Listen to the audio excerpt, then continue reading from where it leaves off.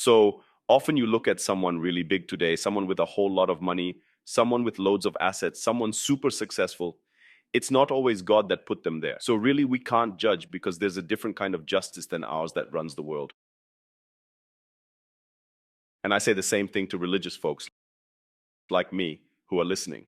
We who have a religion, I'll also air out some dirty laundry right here. We tend to, I'm being totally frank with you guys.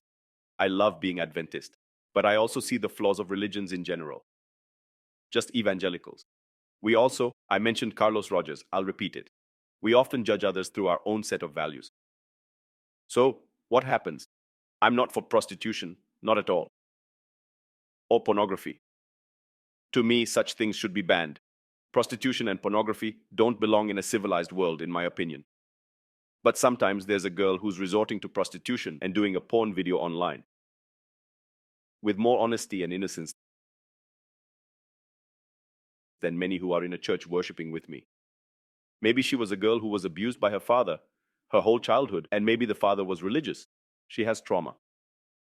Now, I'm not saying that God says, well, my child, since you're resorting to prostitution and doing pornography because you were abused, that's okay.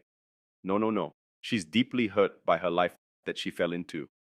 But looking from the outside, I see just another call girl. You get me? But God sees the heart. That's why I keep denouncing pornography and prostitution. But do you see the difference between denouncing sin and still showing compassion to the sinner? That's the point. Christ didn't play off sin, the same adulterous woman that folks wanted to stone. He said, "Let he who is without sin cast the first stone," and everyone backed off. Jesus loved the sinner. But he told her, "Go and sin no more." God didn't say, "Now, darling, you can continue because I'll cover you." No, go and sin no more. But we need to have this sensitivity. Not everyone who's praying in churches is doing that with sincerity in their heart, nor is everyone with a life completely opposite to the values I believe in, living that life because they have no shame. Which is why there's a parable Jesus told.